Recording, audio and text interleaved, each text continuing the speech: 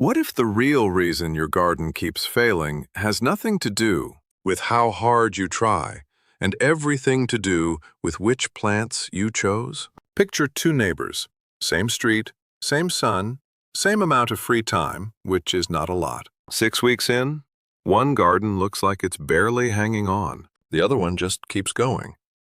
It wasn't effort, it was the plant list.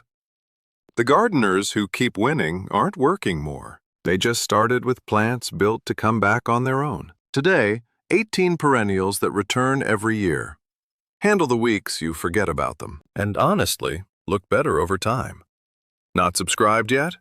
Do it now. This is exactly what I put out every week, and you do not want to miss it. And one plant in here stops deer every single time.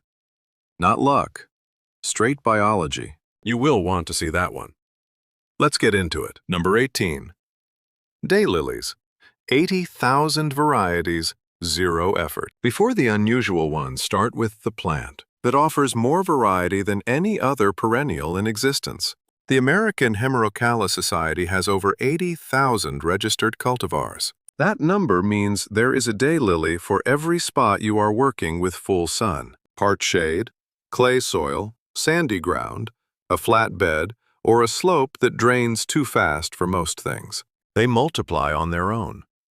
Every few years, clumps get large enough to divide. Pull one section, replant it somewhere else.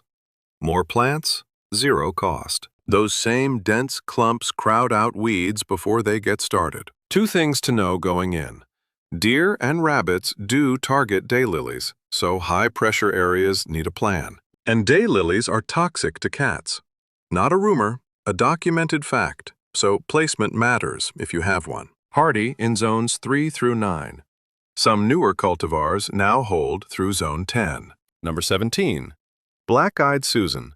Born wild, stays forever. This one didn't start in a nursery. It started in the meadow. And that changes everything about how it behaves. Rudbeckia hirta is native to North America. It evolved in this environment without any assistance. And it carries that into your garden. Drought doesn't slow it down. Butterflies and bees find it in large numbers. It blooms from midsummer into fall months of color from a plant that asks for almost nothing. It also self-seeds. Leave it alone and you get new plants next year. Leave the seed head standing through winter, and American goldfinches, Spinus tristis, will work through them steadily through the cold months. One thing worth knowing. In healthy garden soil with no real competition, this plant seeds faster than it would in the wild. Deadheading isn't just optional maintenance here. It is how you control where it goes next. Hardy in zones 3 through 9. Number 16. Liriope. Works where others quit. Compacted soil under a massive tree, deep shade, slopes that erode every rain, most plants quit there. This one was built for exactly that. Liriope handles full sun too, not just shade. Clay soil, drought, hillsides that wash out in heavy rain, the conditions that stop most plants are not a problem here. After it establishes, the dense mat it forms crowds out weeds without you doing anything. In mild climates, it stays green through winter. Late summer brings small purple or white flowers, a bonus, not the main reason to plant it. Before you pick one up, know this. Two plants share this name. Liriope muscari is the clumping type. It stays where you put it and is easy to manage. Liriope spicata spreads underground through rhizomes. Deadheading won't stop it. Only a physical root barrier will. Virginia Cooperative Extension documents both species. Know which one is in the pot before it goes in the ground. Zones 5 through 10. Strongest in the southeast and mid-Atlantic. Number 15. Coreopsis. Blooms until first frost. Most flowers give you a window of a few weeks. Coreopsis gives you a season that doesn't close until frost. It starts in late spring and runs all the way through until the first hard freeze. Yellow is the most common color, but there are pink, orange, and bicolor options depending on the variety. Something most gardeners get backwards. This plant does not need rich soil. It actually performs better in lean, well-drained conditions. Over-fertilize it and the stems go soft and the flower count drops. Leave the soil alone and it outperforms plants you spent twice as much on. Many modern varieties are also self-cleaning. Old flowers drop on their own without deadheading. It works in borders, mass plantings, or containers.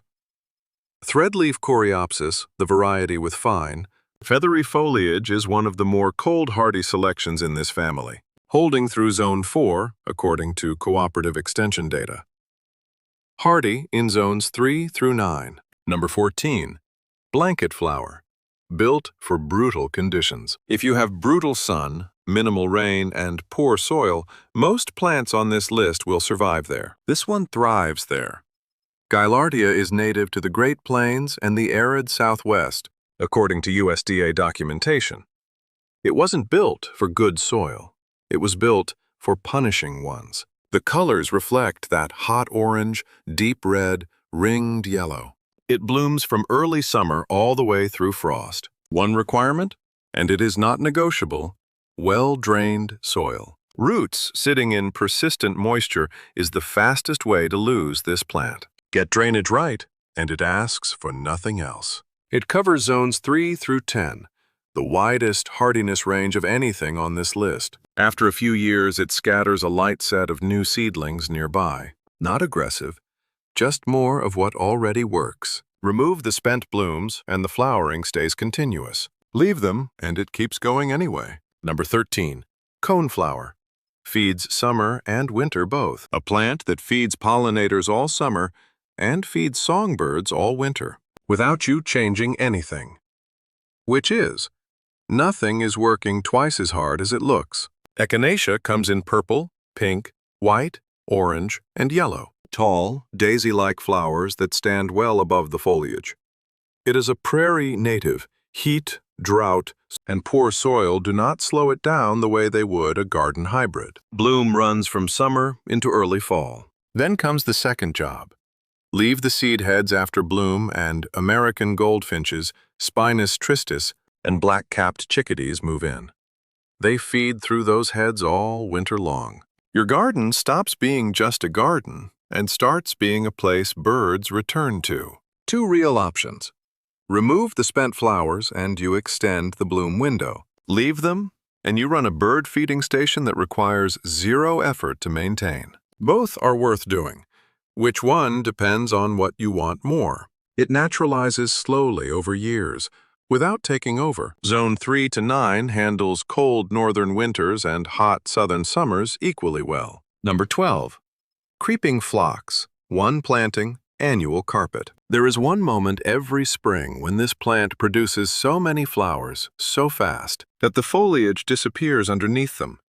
That is the plant. Hot pink, magenta, purple, white, lavender. The carpet forms so thick and full that in peak bloom you see almost no green at all. It cascades over rock walls, spills down slopes, fills the space between stepping stones, runs along the tops of retaining walls.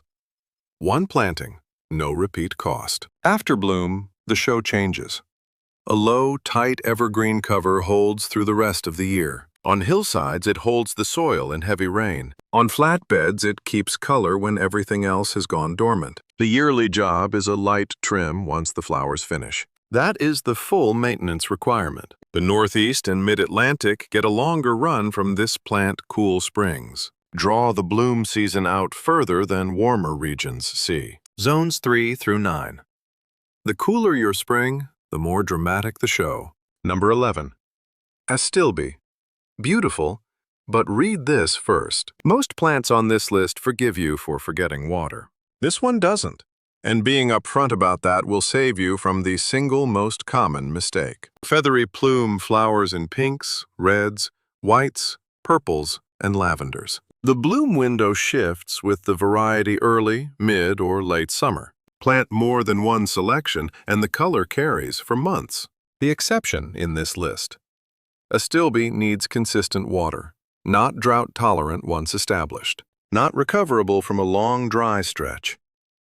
This is the plant that rewards you for staying on top of irrigation and falls short when you don't. It performs best in the Pacific Northwest, Upper Midwest, and Northeast climates where humidity and mild summers work in its favor. A common assumption is that Astilbe fails in Colorado and the Mountain West because of zone. That is not the problem. It is hardy to Zone 3. The actual cause is high heat combined with low humidity stress that USDA hardiness zones do not measure. The American Horticultural Society's heat zone map tracks this separately. Astilbe works in AHS heat zones 1 through 7. Outside that range, water and afternoon shade are both essential. Zones 3 through 8. 8 plants down. The first half has been about endurance plants that ask for almost nothing. What comes next still asks for very little, but each one does something specific that the others don't. The next 10 are the ones worth understanding, not just planting. Number 10. Perennial Salvia. 2 blooms, 1 cut. Most perennials bloom once and spend the rest of the season as background. This one blooms twice, and the second round costs 15 minutes of work. Before anything else, the plant you want is Salvia nemorosa, not annual salvia. They share a name at the nursery, and they are completely different plants. Annual salvia does not come back. Salvia nemorosa does. It grows in compact upright spikes, violet blue, purple, or pink. Trim it back after the first flush, and it reblooms in late summer. 2 rounds of color. 1 cut. Butterflies, bees, and hummingbirds find it through both bloom periods. Deer and rabbits leave it alone. This is not luck. Salvia nemorosa belongs to the Lamiaceae family, which produces volatile aromatic compounds as part of its own chemistry. Deer register those compounds and move on to something less resistant. The avoidance holds because the trigger is always there. What kills this plant is not cold or sun. It is overwatering or poor drainage. Standing water at the roots will end it faster than any winter. In Zone 4, a light layer of mulch over the root crown before freeze is worth doing. Zones 4 through 9. Number 9. Lamb's ears. Deer stop here. There is a plant on this list that deer walk past every single time. Not because they can't find it, but because of what it physically signals to them. Stachys byzantina. Silver leaves covered in thick, white, soft fibers, the kind you will want to run your hand across once you see it. That texture is also part of why deer do not stop. 2 things discourage them here. The surface is physically rough, not the foliage they are looking for, and the plant carries a mild aromatic quality, a light chemical presence that reads as a warning. If you want the large leaf form with almost no flower management, find Von Stein or Big Ears. Both are listed in RHS and AHS documentation. They produce oversized leaves and minimal stalks, no seed spread to track. Annual maintenance is one task. Clear rotted leaves at the base when winter ends. New plants come from division. It does not spread on its own. Silver foliage brightens whatever grows beside it. Place this near stronger colors, and the whole bed shifts. Drainage is the main soil requirement. Drought tolerant after establishment. Zones 4 through 8. The next plant on this list is the deer answer, built on chemistry alone, and it goes further than this one does. Number 8. Ornamental Alliums. Chemistry deer cannot ignore. The most deer-resistant plant on this entire list comes from the onion family. That is not a coincidence. Ornamental Alliums bloom in spherical flower heads deep purple or violet, on stems that reach 60 to 90 centimeters. The bloom window is late spring into early summer, right in the gap between spring bulbs finishing and summer perennials taking over. The reason deer avoid alliums is the same reason your hands smell after chopping onions: organosulfur compounds. Alliums produce them as part of a long-term biological defense, not a byproduct, not a side effect.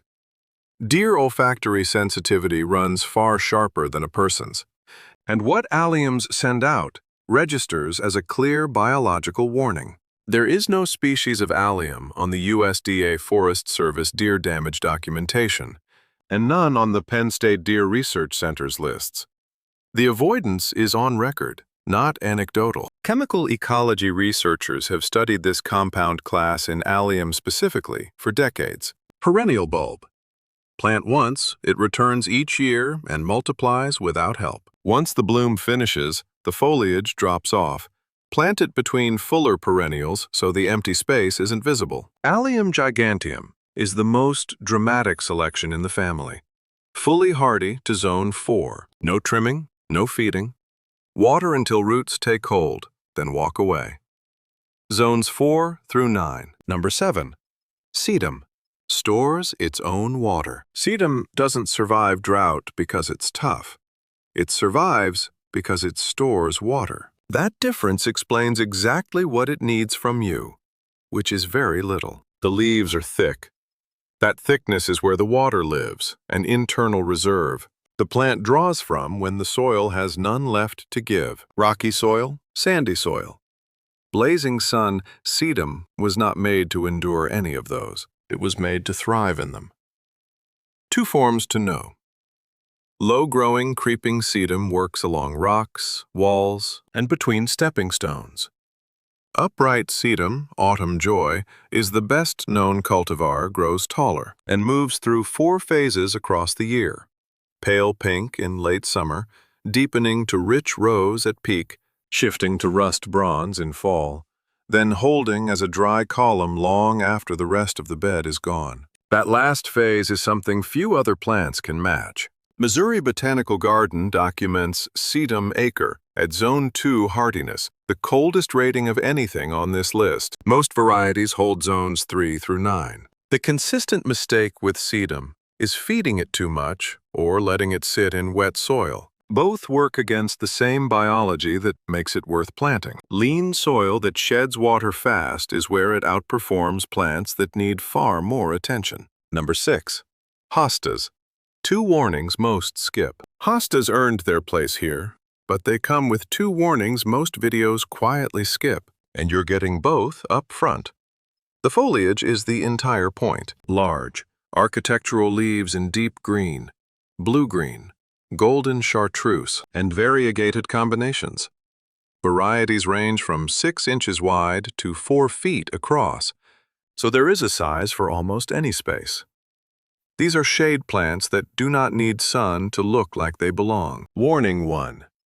Deer and rabbits target hostas reliably. The leaves are soft, moist, and nutrient-rich, exactly what grazing animals look for. Hostas carry none of the defense compounds that other plants use to signal those animals away. In areas with high deer pressure, raised containers or a physical barrier is the practical answer. This is not bad luck.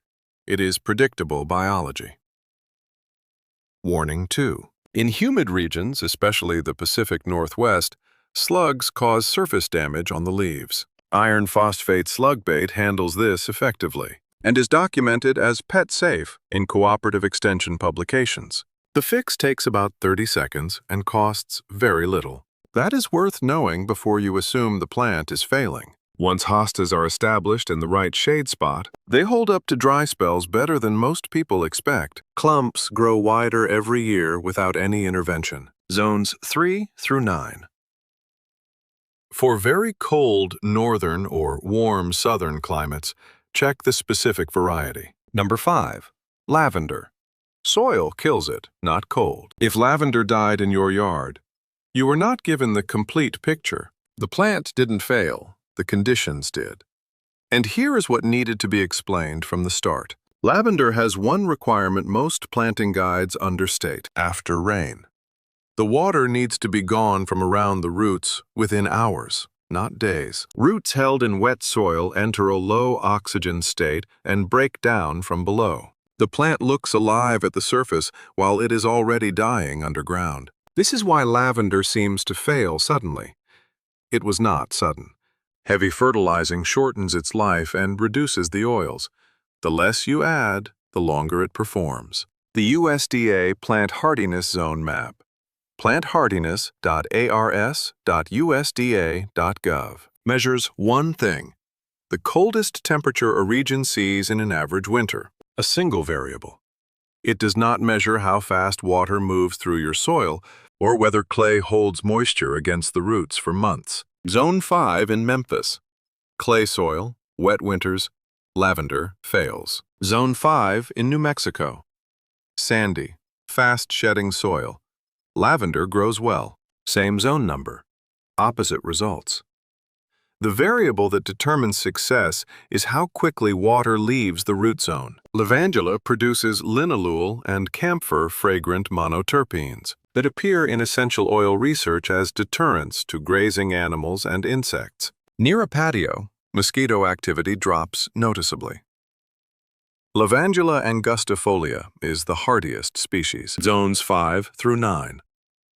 In zone 4 or colder, containers brought inside for winter are the reliable path. Number 4. Russian sage. Wrong name, right plant. The name is wrong twice over. Not from Russia. Not a true sage. What it actually is happens to be one of the most elegant, most deer-proof perennials for full sun. The botanical name is Perovskia atroplicifolia, and its actual origin is Central Asia. In 2017, the Royal Horticultural Society reclassified it as Salvia yangii aformal, update that places it into the broader Salvia genus. You will still find it sold as Russian sage at nearly every nursery in the US because that name stuck. Now you know what you are actually buying. Silver-white stems carry tiny lavender-blue flowers from midsummer through fall. The overall effect, a shimmering cloud that moves with any breeze and shifts in quality as the light changes across the day, is something few plants at this price point can replicate. It belongs to the Lamiaceae family, which carries the same fragrant compound profile as salvia and lavender. Deer avoid it consistently for that reason. One honest problem this plant gets blamed for unfairly: flopping. Rich soil or too much moisture causes the stems to lean and collapse. Poor soil with fast water movement keeps it upright without any staking. The flopping is a soil issue. The plant is not at fault. Cut stems to the ground in late fall. Not spring, better for winter survival in Zone 4. Exceptional in the dry heat of the West and Midwest. Zones 4 through 9. Number 3. Bee balm. Hummingbirds come guaranteed. If a hummingbird has never visited your yard, this is the plant that changes that. And it brings butterflies and native bees at the same time, without anything extra asked of you. Monarda. Tubular flowers in red, pink, purple, and white, blooming through midsummer. The tubular shape is not random. It fits directly with the hummingbird's bill. These two species evolved in the same landscapes, each depending on the other. In the east, that bird is the ruby-throated hummingbird, Archilochus colubris. In the west, the rufous hummingbird takes over that role. The first time one lands, you will understand why this plant gets planted twice. Monarda belongs to the same plant family as lavender and salvia. It carries thymol, a compound that appears in phytochemical research as a proven deer deterrent, generated by that plant family's own chemistry. Monarda fistulosa and Monarda didyma are both listed as native species in the USDA plants database. That matters for pollinators. Native bees evolved alongside native plants. These are not honeybees, which are non-native, but the native solitary bees that are harder to attract and more valuable ecologically. One thing to know up front: in regions with humid summers, powdery mildew can show on the leaves. Choose mildew-resistant cultivars, and this is not an issue. Jacob Klein in red, Marshall's Delight in pink, and Grand Marshall are all documented in cooperative extension literature as reliable choices. Spreads through underground rhizomes without taking over. Cut back after bloom if you want a second round. Optional, not required. Zones 3 through 9. Number 2. Karl Foerster grass. 12 months, 0 requests. Every other plant on this list performs for a season. This one gives you something worth looking at in every single month, including the months your yard normally has nothing to offer. The botanical name is Calamagrostis acutiflora, Karl Foerster. The cultivar name comes from the person, Karl Foerster, a German garden designer who lived from 1874 to 1970, and built the case for perennial gardens in Europe. The plant bearing his name outlasts most of what surrounds it. It reaches 4 to 6 feet, grows perfectly upright, and does not flop, sprawl, or spread into neighboring space. Those 3 failures are the most common complaints about ornamental grasses. This one avoids all of them. 4 stages through the year. Green, feathery plumes arrive in late spring. By midsummer, the whole plant shifts to warm gold. Fall turns it rich bronze. Through winter, it holds as a standing column, visible through snow and wind, when nothing else in the garden has anything to show. And it makes sound. In a breeze, it moves and produces a soft, steady rustle that no other plant on this list creates. That is a sensory dimension most gardens never have. No fertilizer, no stakes, no support needed. Once a year, in late winter or early spring, just before new growth pushes through, cut the whole plant down to 10 to 15 centimeters. That is the entire year's work. Zones 4 through 9. From cold northern gardens through hot and humid southern summers. And plant 1 does something none of the 18 on this list does. It blooms when everything else is dormant. Stay. Number 1. Hellebore. Blooms when nothing else does. February. Ground possibly still frozen. Everything in your yard dead or dormant, and this plant is in full bloom. Helleboris blooms February through April. It fills the longest gap in most home gardens, the window no other perennial on this list can cover. The flowers face downward. Cream, blush pink, deep plum, burgundy, spotted. You have to lean in to see them. There is more detail there than you expect. Even when not blooming, the leaves hold.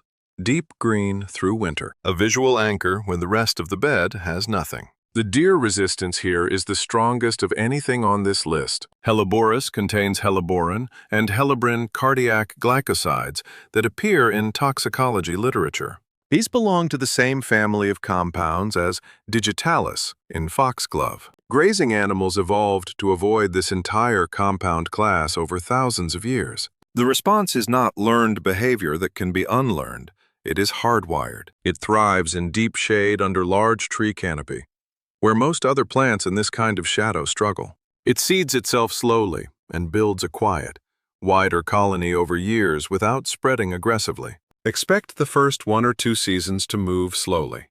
After that, it comes back each winter with more presence and asks for nothing in return. Zones 4 through 9, 18 plants. Each one solves something specific: deer pressure, deep shade, drought, clay soil, or the winter gap. You do not need all 18.